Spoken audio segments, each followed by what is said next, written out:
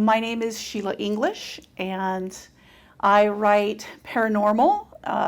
Some of it's paranormal romance, some of it's YA, but I'm most known for my Adam Frankenstein series. I just had my first comic book come out, so it's Adam Frankenstein Dogfight.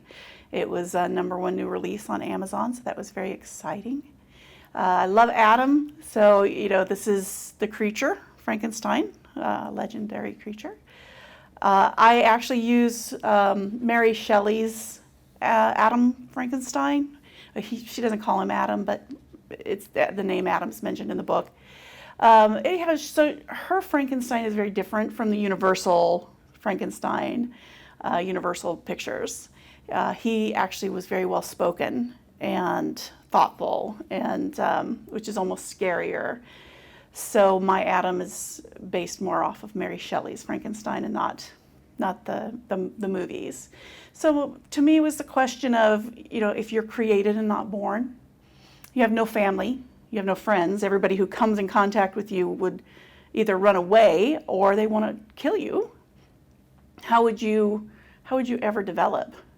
And if you're immortal, what will you become later on? Like, how do you learn things like love and integrity? And so for my short stories, I have novels as well, but for the short stories, each of the short stories is about Adam learning something that adds to his personality. So we have one short story in which he is given an immortal dog. And that's pretty early on, because I thought, if you never experienced love, either giving or taking, you could truly become monstrous, and I didn't want him to be that. And once you find love, and of course a dog's going to love you no matter what, as long as you're kind to it. But once you give love and receive love, it changes you in a really fundamental way, and you're open to wanting to be a better person. And so that was one of the first things that I had for Adam. And so each of those stories adds, so he learns integrity, or he learns not to judge people. And so each of those stories bring him to the novels, which are modern day, and he's a U.S. Marshal in Houston, Texas. And so there's, the paranormal element. He works for the Marshal Service. I actually work with a U.S. Marshal, a real Marshal, to make sure that all of that stuff is correct. And then on the side, he works for Mary Shelley's League of Supernatural Hunters. So Mary Shelley discovered, in my mythology, discovered there's paranormal supernatural creatures, and decided to create this league to investigate it and make sure that these creatures are not harming anybody.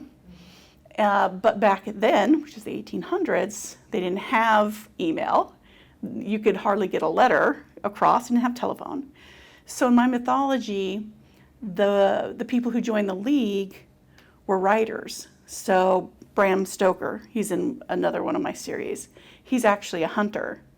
And he wrote Dracula as a way to disseminate information to other hunters in the league so they know what to do about vampires.